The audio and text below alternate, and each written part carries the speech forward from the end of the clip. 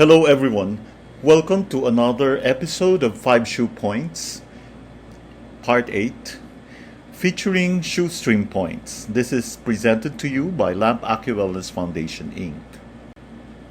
The stream points are generally found around the wrists and ankles, areas of high mobility on the limbs.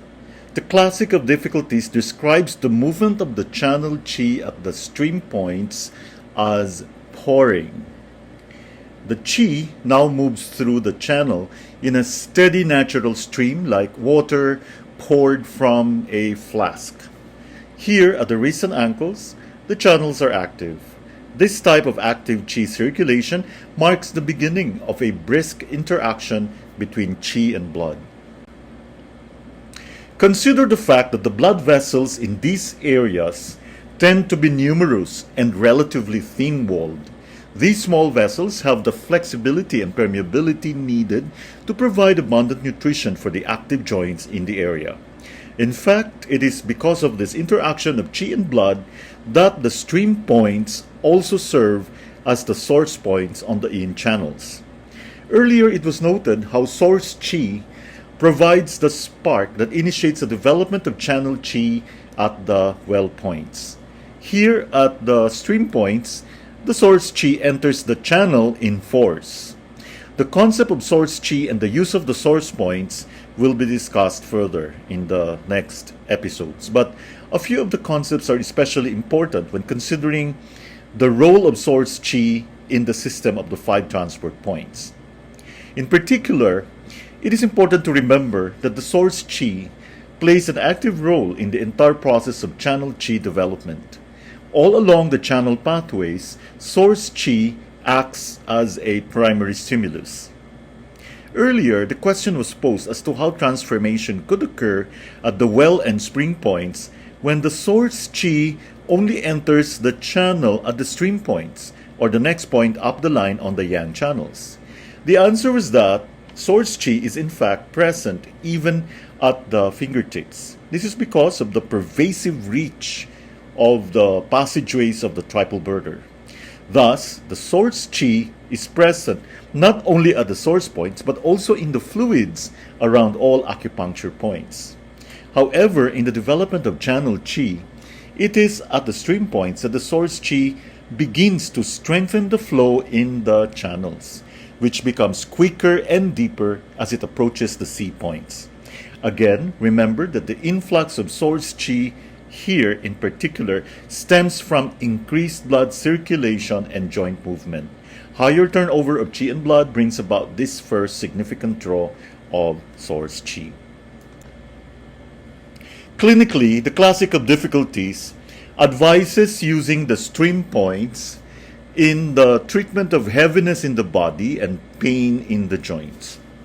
This indication can be attributed to the same physiological characteristic that causes the stream points to double as source points on the yin channels.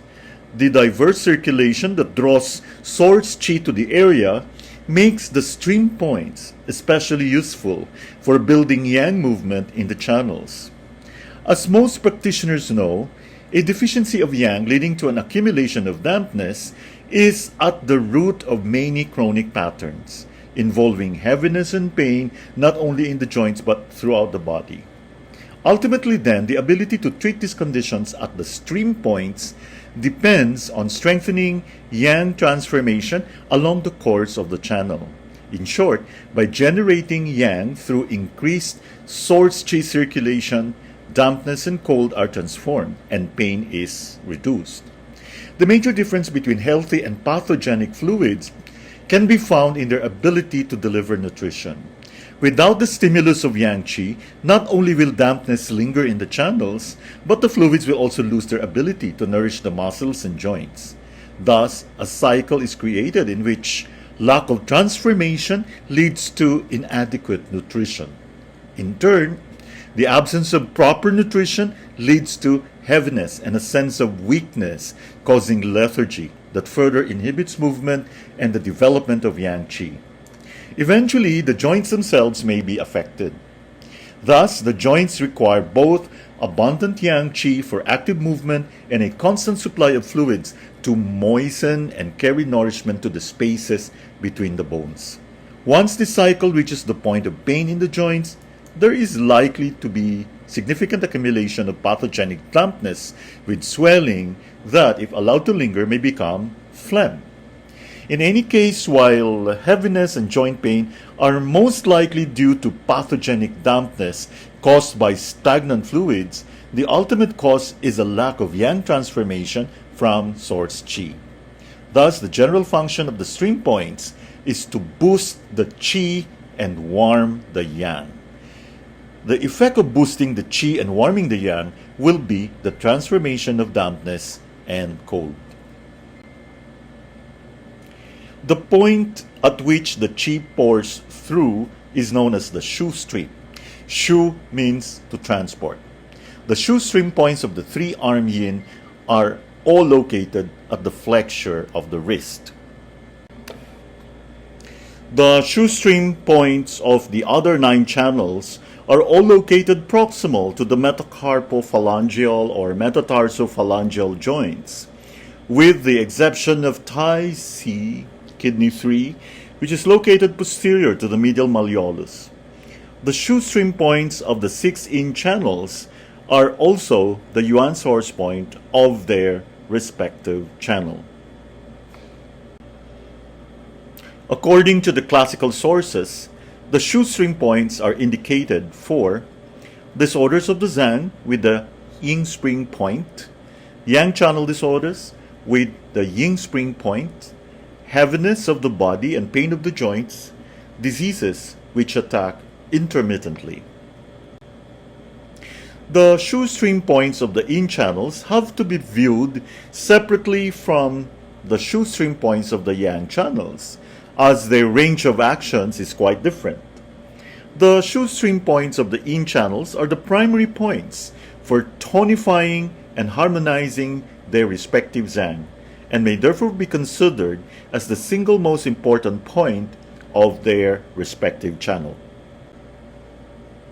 Tai Yuan, Lang 9, is an essential point to tonify both Lung, Qi, and Yin. Tai Bai, spleen 3, strongly fortifies spleen, qi, and yang. Sen Men, heart 7, tonifies and nourishes the heart in all kinds of deficiency, whether of qi, blood, yin, or yang. Tai Si, kidney 3, nourishes kidney yin and tonifies kidney qi and yang. Taling, pericardium 7, clears pathogenic factors from the pericardium during the course of febrile diseases and strongly calms the spirit when disturbed by heat. Tai Chung, liver 3, is indicated for any pattern of the liver Zhang, whether deficient or excess. This fully bears out the classical perspective that the Shu-Stream points treat disorders of the Zhang. This is partly determined, however, by the fact that on the yin channels, they are the same point as the yuan source point, where the original qi emerges on the channel.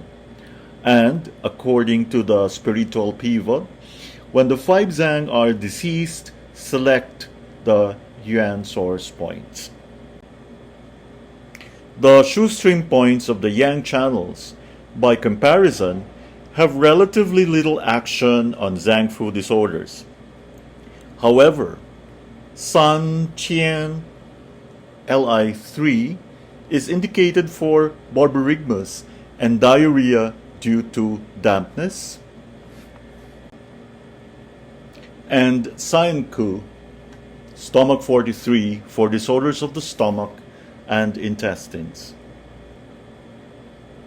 The Shu-Stream points of the yin channels, like all acupuncture points, have some action on regulating their respective channel, but this action is overshadowed by their primary action on disorders of the Zang.